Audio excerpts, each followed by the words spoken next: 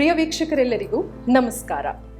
AYUSH TV ಪ್ರಸ್ತುತಪಡಿಸುವ ಗರ್ಭ ಸಂಸ್ಕಾರ ವಿಶೇಷ ಕಾರ್ಯಕ್ರಮಕ್ಕೆ ತಮ್ಮೆಲ್ಲರಿಗೂ ಆತ್ಮೀಯ ಸ್ವಾಗತ.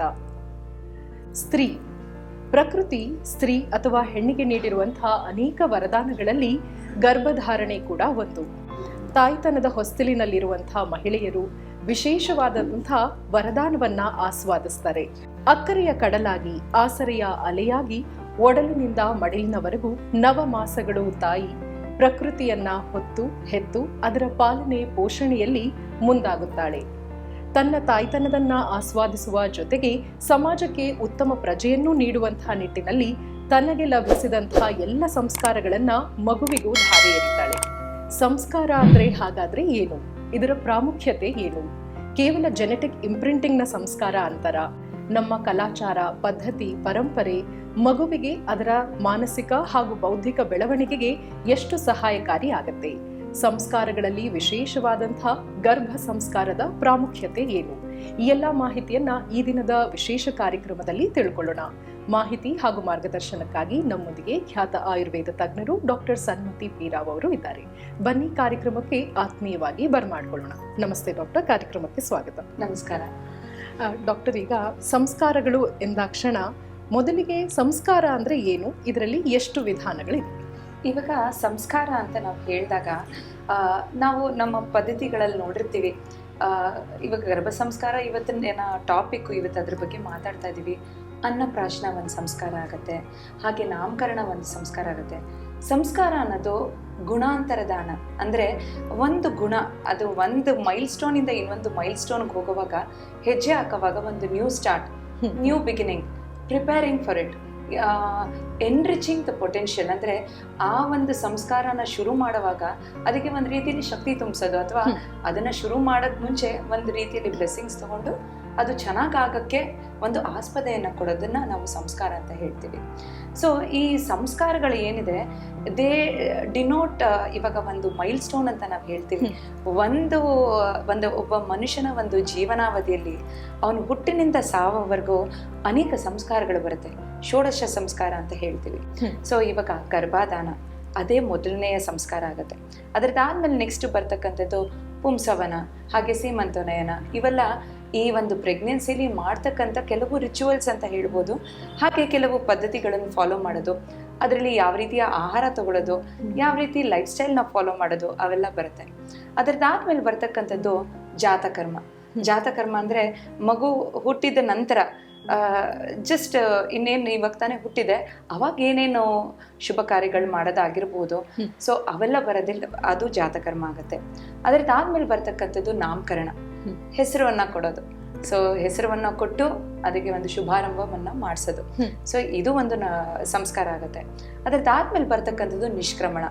ಮಗು ಹುಟ್ಟಿದೆ, ನೀವು ನೋಡಿರ್ತೀರ, ಇವಾಗ ಒಂದು ಮಗು ಹುಟ್ಟಿದ ನಂತರ ಒಂದು ಕೆಲವು ದಿನ ಎಲ್ಲಿಗೂ ಹೊರಗಡೆ ಹೋಗಕ್ಕೆ ಬಿಡಲ್ಲ.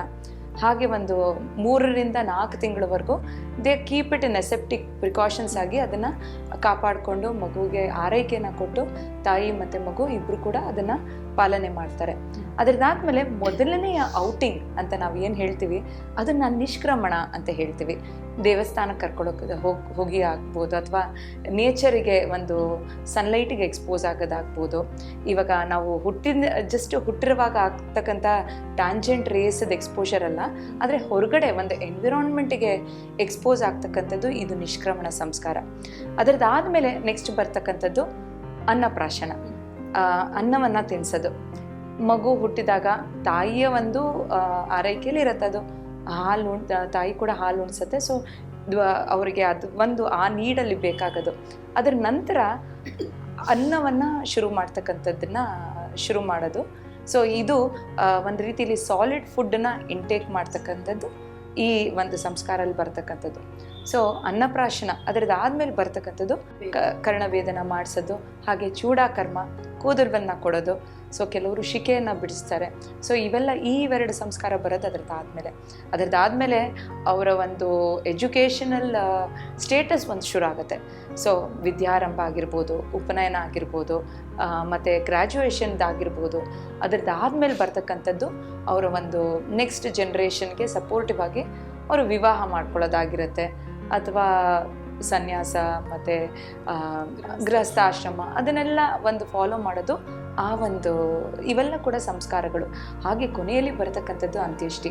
ಸೊ ಇವೆಲ್ಲ ಸಂಸ್ಕಾರಗಳು ಕೂಡ ಒಂದು ಫೇಸಿಂದ ಇನ್ನೊಂದು ಫೇಸಿಗೆ ಹೋಗೋಕ್ಕೆ ಮುಂಚೆ ದೇಹವನ್ನು ಮಾನಸಿಕವಾಗಿ, ಸೋಷಲಿ, ಸೈಕಲಾಜಿಕಲಿ ಎಲ್ಲದರಲ್ಲೂ ಒಂದು ಪ್ರಿಪ್ರೇಷನ್ನ ಒಂದು ತಂದು ಆಮೇಲೆ ಅದನ್ನು ಫಾಲೋ ಮಾಡ್ತಕ್ಕಂಥದ್ದು. ಸೊ ನಾವು we give a lot of importance to that ಗರ್ಭ ಸಂಸ್ಕಾರ. ನೀವು ಇವಾಗ ನೋಡಿರ್ಬೋದು, ಹಿಂದಿನ ಕಾಲದಲ್ಲೂ ಕಂಪೇರ್ ಮಾಡಿದಾಗ ಹಾಗೆ ಇತ್ತೀಚಿನ ದಿನದಲ್ಲಿ ಈ ಗರ್ಭ ಸಂಸ್ಕಾರದ್ದು ಒಂದು ಅಟ್ಲೀಸ್ಟ್ ಒಂದು 10 to 20 years ಇದ್ರ ಬಗ್ಗೆ ಚರ್ಚೆಗಳು ಜಾಸ್ತಿ ಆಗ್ತಾ ಇದೆ. ಯಾಕಂದರೆ ಮಾಡರ್ನ್ ರಿಸರ್ಚಲ್ಲೂ ಕೂಡ ಇದರ ಸಂಶೋಧನೆಗಳ ಪ್ರಕಾರ they know that there is an influence on the fetus. So ಒಂದು ತಾಯಿಯ ಒಂದು ಆರೈಕೆ ಆಗಿರ್ಬೋದು, ಅವರ ಒಂದು ಇಮೋಷ್ನಲ್ ಸರ್ಜಸ್ ಆಗಿರ್ಬೋದು, ಅಥವಾ mental disturbance, it can influence the fetus. So ಅವ್ರು ಏನು ಆಹಾರ ತೊಗೊಳ್ತಾರೋ ಅದರದ್ದು ಒಂದು ಇನ್ಫ್ಲೂಯೆನ್ಸ್ ಮಗು ಮೇಲಿರುತ್ತೆ. ಸೊ ಆಯುರ್ವೇದದಲ್ಲಿ ಬರೀ ನಾವು ತಗೊಳ್ಳುವಂಥ ಆಹಾರ ಮತ್ತು ಬರೀ ಲೈಫ್ ಸ್ಟೈಲ್ ಅಲ್ಲ, ವಿಚಾರಗಳು ಕೂಡ ಅದ್ರ ಬಗ್ಗೆ ಇಂಪಾರ್ಟೆನ್ಸ್ ಕೊಟ್ಟಿದ್ದಾರೆ. So right from the time ಇವಾಗ ಕನ್ಸೀವ್ ಆಗಬೇಕು ಅಂತ ಒಂದು ಕಪಲ್ ಯೋಚನೆ ಮಾಡಿದಾಗ ಅಲ್ಲಿಂದನೇ there are preparations that have to be done. So Ayurveda gives a lot of importance to garbha sanskar. Okay, so ಈಗ ಒಂದು ಮಗು ಹುಟ್ಟಿದಾಗಿನಿಂದ ಕೊನೆಯ ಒಂದು ಘಟ್ಟದವರೆಗೂ ಆ ಜೀವಿತಾವಧಿಯಲ್ಲಿ ಬರುವಂಥ ಎಲ್ಲ ಮೈಲ್ ಸ್ಟೋನ್ಸ್ನ ನಾವೊಂದು ಬ್ಲೆಸ್ಸಿಂಗ್ಸಿಂದ, ಒಂದು ಸೋಷಿಯಲ್ ಅಕ್ಸೆಪ್ಟೆನ್ಸಿಂದ ನ್ಯೂ ಬಿಗಿನಿಂಗ್ಸ್ನ ಆರಂಭ ಮಾಡೋಕ್ಕೆ ಬೋತ್ ಕ್ವಾಲಿಟೇಟಿವ್ ಹಾಗೂ ಕ್ವಾಂಟಿಟೇಟಿವ್ ಆಗಿ ನಾವು ಈ ಒಂದು ಸೆಲೆಬ್ರೇಷನ್ಸ್ನ ಮಾಡ್ತೀವಿ, ಅದಕ್ಕೆ ಪ್ರಿಪರೇಷನ್ನ ಮಾಡ್ತೀವಿ. ಸೊ ಮಗುವಿಗೆ ಅದರ ಒಂದು ಇಂಪಾರ್ಟೆನ್ಸ್ನ ಪ್ರಾಮುಖ್ಯತೆ ಕೂಡ ಗೊತ್ತಾಗ್ಲಿ ಅನ್ನುವಂಥ ನಿಟ್ಟಿನಲ್ಲಿ 4 ಜನರನ್ನ ಕರೆದು ಅವರ ಬ್ಲೆಸ್ಸಿಂಗ್ಸ್ನ ತಗೊಂಡು ಈ ಎಲ್ಲ ಸಂಸ್ಕಾರಗಳನ್ನ ನಾವೆಲ್ಲರೂ ಮಾಡ್ಕೊಂಡು ಬರ್ತೀವಿ. ಒಂದೊಂದು ಕಲ್ಚರಲ್ಲಿ ಒಂದೊಂದು ವಿಧಾನವಾದಂಥ ಕೆಲವಾರು ಹೈಲೈಟ್ಸ್ಗಳು ಇರುತ್ತೆ. ಆದರೆ ಪ್ರಧಾನವಾಗಿರುವಂಥ 16 ಸಂಸ್ಕಾರಗಳ ಒಂದು ಇಂಪಾರ್ಟೆನ್ಸ್ ಕುರಿತಾಗಿ ನೀವು ಸ್ಥೂಲವಾದಂಥ ಪರಿಚಯವನ್ನ ಕೊಟ್ರಿ.